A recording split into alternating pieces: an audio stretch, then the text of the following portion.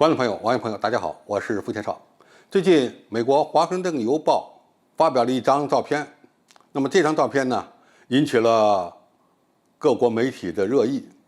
按照美国媒体的说法，这张照片的位置是位于中国甘肃省玉门附近的沙漠地带。那么从照片上显示呢，里面呢有119个建筑基地同时在开工。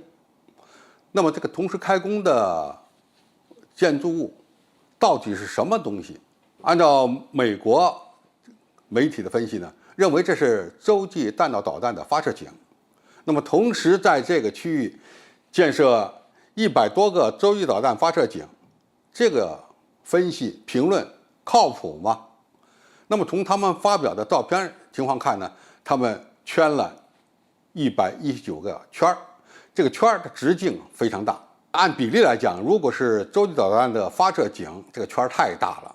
那么后来国内一些媒体认为呢，这是我们的风力发电站的这个基座。那么从风力发电的基座来讲，这个圆圈也太大，也不符合事实。到底是什么？我个人看法呢，应该是个民用设施。到底是用于风力发电还是干别的事儿用？那么咱们还可以再研究讨论。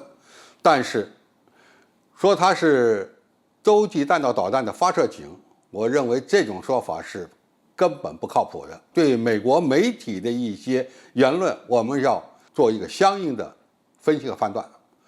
那么洲际弹道导弹发射井是产生于什么时候呢？上个世纪50、60年代，当时美国和苏联都相继搞出了自己的远程弹道导弹和洲际弹道导弹。那么这些弹道导弹当初最早的配置方式就是把它们放在发射井里发射，在一大片戈壁滩或者沙漠地区，间隔几公里甚至是10公里左右配置一个发射井。这样的话，即使是遭到核打击，那么一次核爆炸也顶多能够摧毁它一个发射井。那么无论是美国还是苏联遭到首次核打击之后呢，这些发射井里装载的洲际弹道导弹就可以进行2次核打击了。从使用效率来讲，它的自身防护能力还是比较强的。但是这个概念是上个世纪50、60年代的概念。那么后来的第2代远程弹道导弹，包括洲际导弹导弹，很多国家都改成了车载的机动发射的方式。用这样的方式执行核反击任务，应该说更加灵活机动。那么有人讲，第1代的核导弹往往采用的是液体推进剂，因此放在发射井内进行燃料加入，尽管准备时间比较长，但是相对来讲比较简单。你要移动到野外，那么燃料的加注就比较复杂了。因此实施机动发射的导弹往往都采用的是固体燃料。那么实际上是这样的情况吗？不见得。你像美国现在的民兵3洲际弹道导弹，它采用的也是固体燃料的发射剂。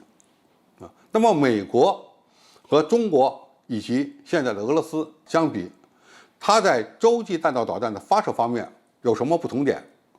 最大的不同点就是美国的所有的洲际弹道导弹都是放在发射井里的，它没有机动式的发射平台。那么能够实施机动发射的洲际弹道导弹，目前全世界只有中国和俄罗斯有，美国没有。美国不是没干过这个事儿，上个世纪70、80年代，他曾经想用轻型洲际弹道导弹进行机动发射实验，结果最终的实验结果不成功，这个项目下马了。他现在的所有的洲际弹道导弹都采用发射井发射方式。那么几十年过去了，我们会反过头来再走美国的老路吗？又把导弹放在发射井里？我想这个可能性不大。因为我们已经具备了机动发射能力。同时呢，即使是固定发射的方式，我们跟美国采取的办法也不一样。相对而言，中国和俄罗斯采用的机动发射方式，相对来讲更灵活，也更安全可靠一些。好，今天的介绍就到这里，谢谢大家收看。感兴趣的朋友，我们可以在下面的留言区留言交流讨论。我们下期再见。